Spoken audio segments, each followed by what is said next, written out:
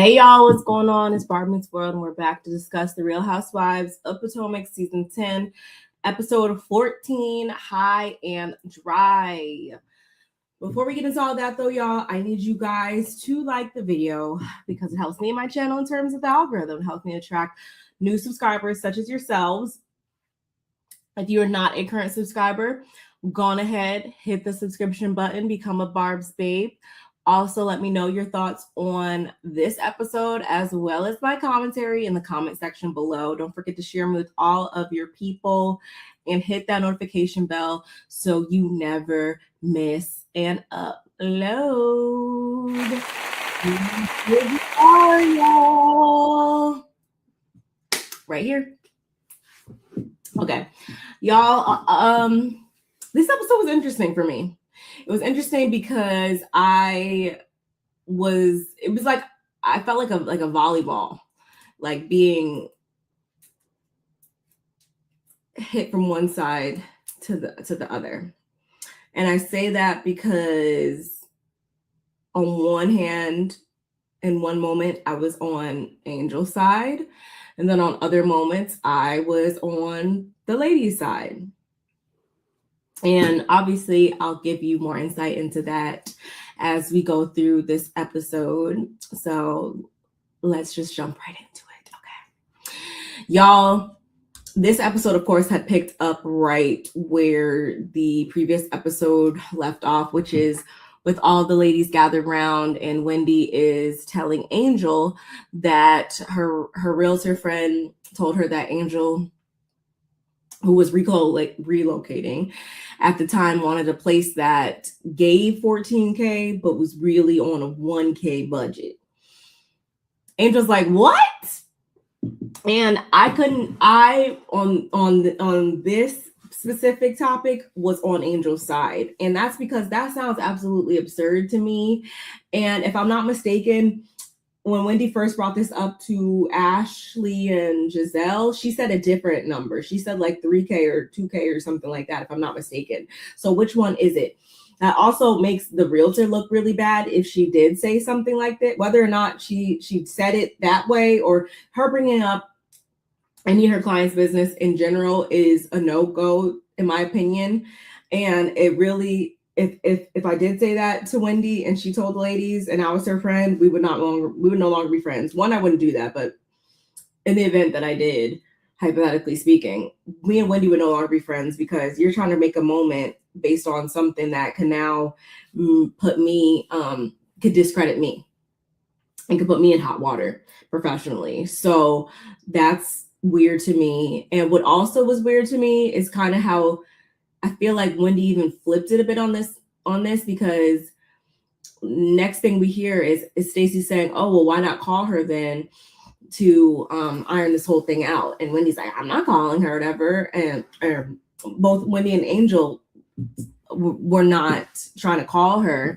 And if I was Angel, I would have called her, but I more so put it in Wendy's lap to say that, yeah, if this was such a point, if this was something that you knew was a fact, then why didn't you call her? And then to take it a step further and then to flip it kind of on Stacey and making it about how, oh, well, when Stacey was in that position last season on the reunion, and when it comes to TJ, she didn't want to call him or whatever. I feel like that was weird. And there's been a couple times this season where I've kind of questioned the friendship between Stacey and Wendy, because it's like on one hand, y'all say you're so cool, but then Wendy, you do something like that. So it's like, are you really cool with her or not? Because it kind of seemed like you were trying to, make an issue with Stacey in that moment. It was just weird to me. And Angel says perhaps she felt away because they didn't find, the realtor didn't find a property for them or whatever. And that I could understand too. And that gives more reason as to why this person would say that. But again, professionally speaking, I don't see why she would do that to herself. That's kind of like shooting herself in the foot. And it's also weird because that just doesn't make any sense to me. Angel might have shown up a lot of different ways on this show this season. But one of them that she didn't show up to me, one of the ways that she didn't show up to me, I should say, is as a brokey.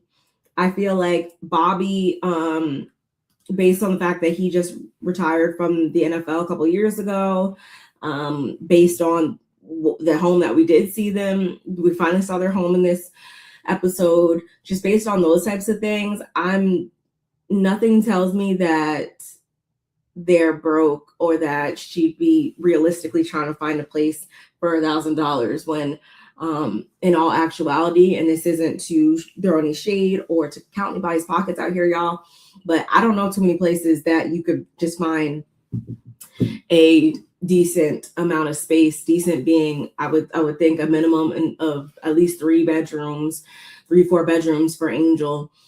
I'm assuming especially in the Potomac area, you cannot find that for that little amount of money. And if you can, send me the listing because I'll rent that bitch out right now. Like, that's just that sounds so just outlandish to me.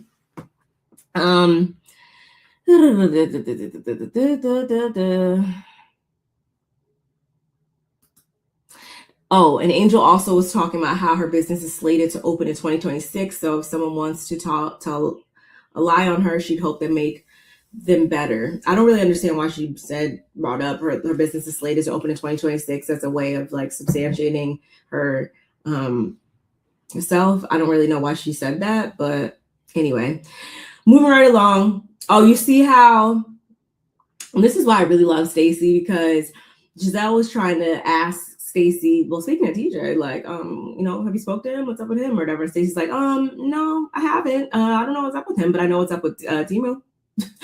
I thought that was really, this is why I love me some Stacey. That's why I love me some Stacey. But they all go out onto the deck, and Bianca actually leads them in some meditation.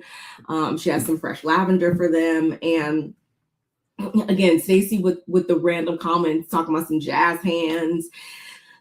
They weren't really into it. They being like, specifically Wendy, I want to say Wendy, Stacey, and Gizelle in particular were just kind of like not really into it exactly. But nonetheless, they all played along. Angel was kind of sitting off to the side, not participating too much. But anyway, Kay started getting emotional again, which I don't know if you guys watched the after show, but I was definitely feeling like Wendy at this point. I was kind of like, girl, what is wrong with you? Like, it was so weird. Like, at this point, like in the beginning, it was like, ha ha, he, okay. But now you like keep crying. It is a little odd to me, but anyway, that's neither here nor there. Afterwards, they set their intentions, which I didn't specifically write down, but Angel, she does go first to say that she wants to get to know them better, which I'm like, Angel, you keep saying that, but the follow through is off for me. So I'm really hoping that she shows up differently in this episode, or on this trip, I should say. Not holding my breath on it though. And I will say that for the most part, everyone was polite enough, except for Gizelle, who says that her intention is to have a room with a bathroom. It's quite clear that she's still not over how the rooms have been divvied up. She's not really too fond of the room that she's in, sharing with Ashley. I'm sorry, y'all. My nose ring keeps I don't know. I think I need to take it out and fix it or something. I don't know what's going on. Anyway, so from there, they go back inside, or I should say, Monique got she gave a super dramatic response when Gizelle said that. She's bent over, she's laughing, and Angel, of course, clocks the shade. She doesn't respond though, which I'm like, good. I wouldn't even feed into it if I was you, Angel. And they all go inside. Gizelle, Monique, and Ashley, they're still harping on the room accommodations, and Giselle's saying, she just doesn't want to sleep in a single bed. She's comparing. Throughout this entire trip, she's been comparing it to her Nevis trip, which I'm just like, okay, Gizelle, you got one great trip under your belt, and now you're feeling yourself so much, and I'm gonna need her to pump the brakes on that, because I don't believe that she's the hostess of all hostess. because if she was, she would have had a monogrammed bathrobe and stuff for Stacey. If you were really the host of all hosts, I'm just saying. Anyway, so Kay is still, what did she say? The hill, but the hill is so dangerous. You know what I'm saying? The hills. And Gizelle's like, yeah, the hills are alive with the sound of music. And Kay starts laughing. I mean, that was funny, but again, I was very confused as to like, girl, what did you take? How many did you take? And make sure you don't take any more. So Gizelle's like, okay, Kay, you need to go lay down. Angel, you need to take your friend, and she needs to go lay down somewhere. And they're like, wait, so y'all aren't staying? Like, what's going on? And this is when Angel lets them know that no, like she's going to be taking Kay and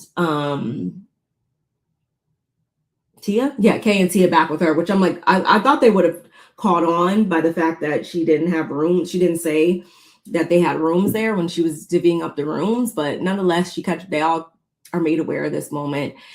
And it's just like, oh, okay. Monique's like, why can't Gizelle stay there? Because Angel says that she has 6 bedrooms, one of them being Bobby's man cave. And I'm just like, girl, like maybe because she doesn't want to stay there. And I understand what everybody said, like it's Angel's house. She doesn't have to have them there if she doesn't want to.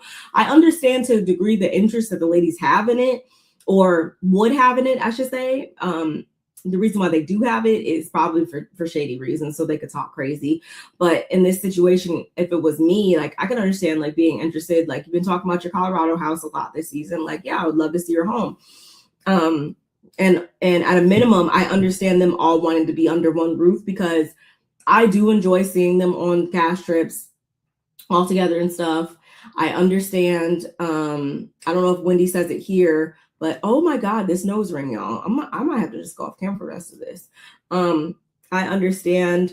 I don't remember if Wendy said it now or later, how, they really come alive at nighttime and, are able to just kind of chill and talk and vibe and stuff later on in the evenings, which I understand. It's a one big slumber party. Who doesn't love that? But Angel's like, I don't have the accommodations for that right now. Sorry.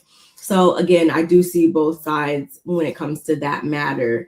And Jassi was extra shady, talking about some, well, Tia is a realtor. So with Angel and Bobby being in the market for a new house and ready to spend a few millions, maybe, Tia's trying to get chummy so she can have her first sale. I was like, okay, that's probably going to come back up at the reunion anyway. So what else? Once Tia, Kay, and Angel load up to head out, Angel, of course, she starts reflecting on how unprofessional the realtor was. I couldn't agree more. And back inside, Wendy's also going on about how she didn't, like, it's not her job to call the realtor. She wasn't going to do that. And I agree with Monique though. Like I would have called her right then and there to put everything to bed. That's just me. Anyway,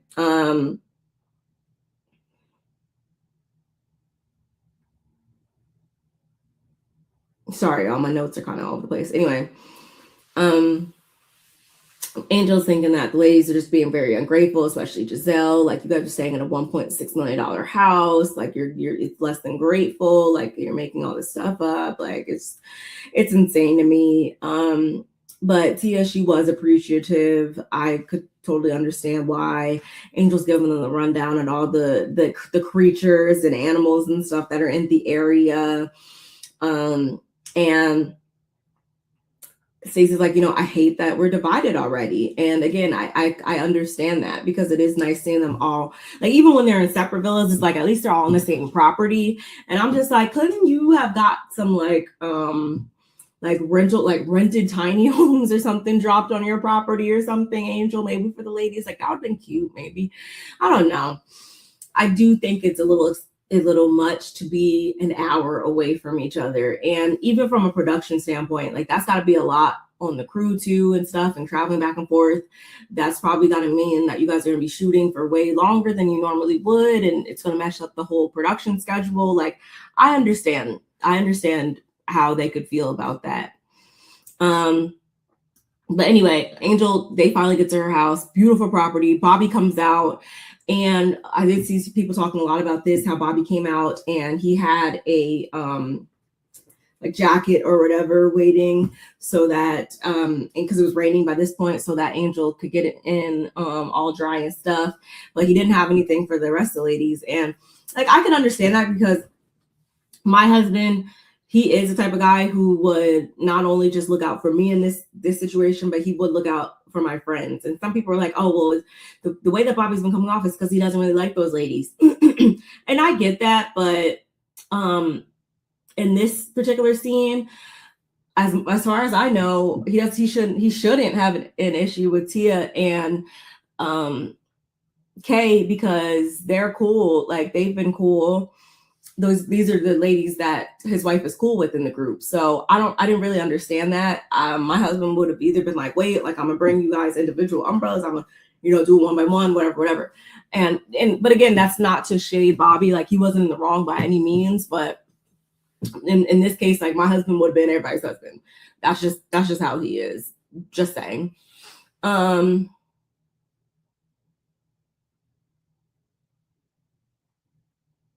So yeah.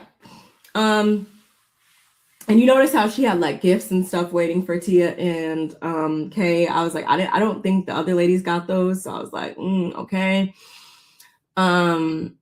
And Tia's like trying to play it cool, but she knows she's happy to be in this house. And I did agree with Wendy when she said that this is giving the top one worst trips, because or I didn't agree with Wendy, I should say, because I'm like, didn't you guys go to Austin a couple seasons back and we're playing with chicken shit? Just saying. Oh my God, y'all. I'm like freaking out over here. Like, I don't know what is wrong with this thing. Anyway, and even like Lake Norman, I think that was Mia's trip. I felt like that was kind of boring too. Was that last season? Just saying. Anywho, Angel has a welcome mixer plan for everybody. They're getting ready. And again, they're 35 miles north. So they need to head out and take this hour and some change drive to Angel's home. Monique was checking on her son, et cetera. And I actually picked up on how Monique went on to actually break the fourth wall by saying that, it's a 53-minute drive. They start looking up other places, and production actually does stick with them throughout the entire process of coordinating these trips. So she's not really understanding why Angel set it up the way that she did. And she's like, there's a lot of pressure when you're doing everything, and you have your partner, and she's trying to like hypothetically speak, but like I said in the beginning, Monique is being so confident in how she speaks about certain things. She's being so confident in her assessment of Angel and her marriage and Bobby and all that, and comparing it to her and Chris's marriage. And I'm just like, I do feel like that's not her place completely. And even if she did see some parallels, and you really like in your like how you said in the after show, you're acting as someone who you would have wanted and when you were in that position to show up for you. And I'm like, you're not really showing up for her though. You're calling her out behind her back about stuff that you don't really have the grounds to say, because you've only got a sliver of insight into what they have and how they, interact with one another, and you take that and you're running with it. I don't think you would have wanted somebody to show up for you in that same way, because look what happened when somebody tried to make a moment out of a fracture that they saw in your union or whatever. Should we think back on how Gizelle was trying to say that your baby ain't Chris's baby? Like you didn't like that too much. So why are you saying now that with so much confidence that Angel's doing everything in her marriage, and she's tired, and I could see I could see it because I was in her shoes before and all this extra stuff. I just don't like that. Mind you, Jassi's eating all this up too. She's listening very, very intently. And I'm like, you need to listen to what Stacey's saying, Monique, because Angel's not going to take it too kindly when this gets back to her. I can almost assure you of that, even though I'm not the biggest Angel fan sometimes this season. I can understand how she would feel type of way if you're just going to come and throw that out there about her without really having too much concrete evidence to support it. But anyway, they finally reach Angel's property, and Ashley and Gizelle did admit it was nice. I'm like, see, okay, at least you guys aren't going to try to blatantly lie, because we could clearly tell that it was a very, very nice property. Her interior designer was actually there too, she said, and they did a really good job of it. And I was like, wow, Ashley, you're not completely tacky. Ashley was the only one that actually brought a gift. I was shocked. And you notice how I feel like Angel still is kind of, I don't want to say sucking up or trying to kiss Giselle's ass, but she's still trying to go out of her way to make her comfortable, when, I mean, if it was me, I wouldn't be doing that. But anyway, she got like a mezcal, was it a mezcal, a specialty mezcal drink that is on the menu and stuff, because that's what Gizelle likes and stuff. And she has an oxygen bar. They have a chef there that's going to be cooking them a dinner. She did a good job with, I would say, with this welcoming like mixer party or whatever. So, mind you, Angel then proceeds to introduce the ladies to these like gentleman friends that her and Bobby have or whatever. And as she's introducing them based on like their like social status and their, you know, professional status and stuff like that, mind you, they don't really like, only one guy, was it like 3 or 4 of the guys? There's like at least 3 of them, and at least 2 of them didn't like acknowledge the ladies really. Like they didn't smile, they didn't, you know, wave, they didn't stand up and shake their hands, none of that. So I did feel like that was kind of weird and very off-putting, and just the entire scene was just kind of cringy and awkward, and I don't quite understand that. A lot of people were saying that Angel did it that way because like she probably was telling the guys about, you know, how she don't really fool with the ladies or whatever or stuff like that. I'm just have to stay off camera, y'all, because I'm like, I don't know what is going on over here. I think this thing is bothering me so much. I'm not really understanding why they came off like that. It was very odd to me. And it didn't really paint her friend circle, or like really her, I feel like it could almost make her business look bad too, because one of them was affiliated, it was a client of her business or whatever. It just makes you question the type of people that she has around her, and you know, why are they being so rude? It was very odd, very, very odd. What else? So they have dinner and stuff. I really don't, honestly, y'all, I'm so sick of this whole Tia and Stacey beef, because I think it's very stupid. I think that 2 things can be true. Stacey is somebody who lies. I do recognize that, y'all. I'm not going to negate it for all the people that say that just because we like Stacey, it means that we're trying to, you know, turn a blind eye to her ways and her lies. No, I'm not. I do recognize that she lies. But I also recognize that Tia is trying to conflate an issue that is just not that, I feel like, a big deal / not something that I would use as the turning point for why I can't mess with somebody so much, when you should probably see why Stacey was being a little bit weary, a little bit guarded when it came to how she introduced or didn't introduce her ex-husband to this group and stuff, and why she went about it the way she did. I feel like can make total sense. Not saying that Stacey's right again for telling a lie or anything like that, but I just don't think it requires this level of a response. I don't.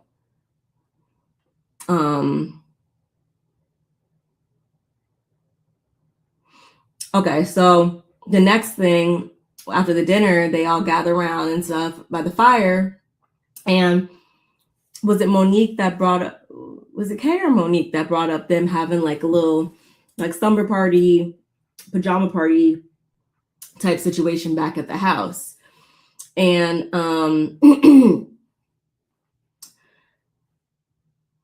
where is it? I'm sorry, y'all. Oh, okay.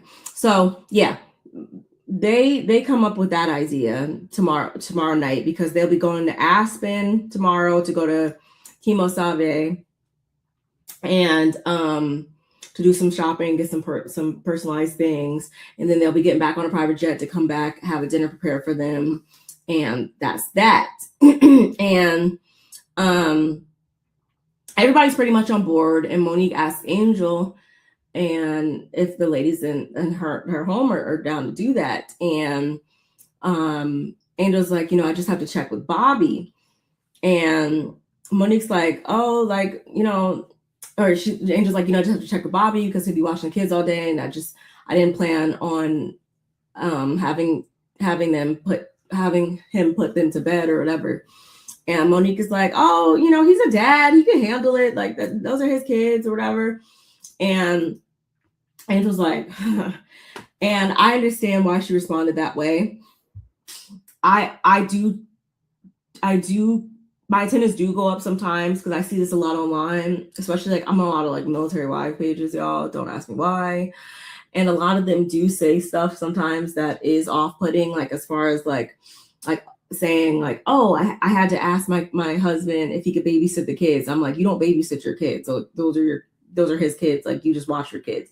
So I do pick up on certain types of language and certain types of ways that sometimes people relate to one another and just certain red flags within a marriage. I understand that, but I don't think that this was one of those points. I do think that this was Andrew just trying to be considerate, being as though, again, that Bobby is going to have them all day, just making sure in general that he doesn't have anything else going on, because I think that's fair. She did say later on that she is still breastfeeding, so I can understand how that can have an impact on situations, especially if you're spending the night out. Unlike like with the Neva strip, she probably knew that, she knew that she was going to be leaving town probably, so she probably pumped, more than enough to make sure that wasn't going to be an issue. There's just certain things, like I understand not being able to just maneuver from a drop of the dime. Question, so they're full-time in Colorado from this point. They've been there from this point on. Is that where we're at with it, y'all? I say that because I did think it was a little awkward. I did think it was, Angel did refer to this trip as being a couple trip at first, but not everybody could get on, get with the whole couple thing. So it turned into a girls trip or whatever. So maybe that's why he was already there, or that's why she was trying to go about it that way initially.